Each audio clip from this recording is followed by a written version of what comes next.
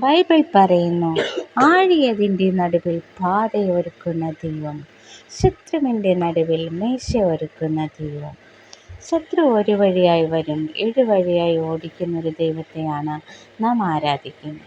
നമ്മൾ പലപ്പോഴും പറയാറുണ്ടല്ലേ, ശത്രു നമ്മളെ നിന്ദിച്ച് കളഞ്ഞു, തകർത്ത് കളഞ്ഞു, അല്ലെങ്കിൽ നമ്മുടെ അയൽവാസികൾ നമ്മളെ നിന്ദിച്ച് പരിഹസിച്ചു, ആക്ഷേപിച്ചു, ഇനി ഒരിക്കലും നീ ഉയരത്തില്ല, നിൻ്റെ അസ്തമനമാണ് ഇത്, നിൻ്റെ പരാജയമാണ്, നീ ഒരിക്കലും നന്നാകത്തില്ല, നീ ഒരിക്കലും ഉയരാൻ പോണില്ല എന്ന് പറഞ്ഞ് നമ്മെ ശപിക്കുകയാണെങ്കിൽ, ആ ആക്ഷേപത്തിൻ്റെ നടുവിൽ, ആ പരിഹാസത്തിൻ്റെ നടുവിൽ നമ്മൾ ഭാരപ്പെടേണ്ട കാര്യമില്ല കേട്ടോ.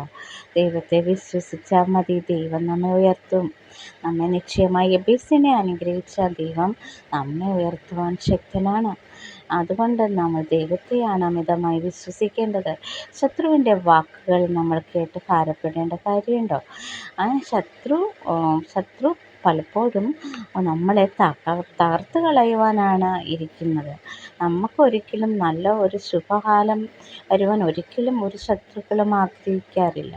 അതുകൊണ്ട് ശത്രുവിൻ്റെ വാക്കുകൾ നമ്മൾ ശ്രദ്ധിക്കാതെ ബൈബിൾ വായിക്കുക, ശക്തിപ്പെടുക, ബലപ്പെടുക, ദൈവത്തെ മാത്രം വിശ്വസിച്ച് മുൻപോട്ട് പോവുക. ദൈവം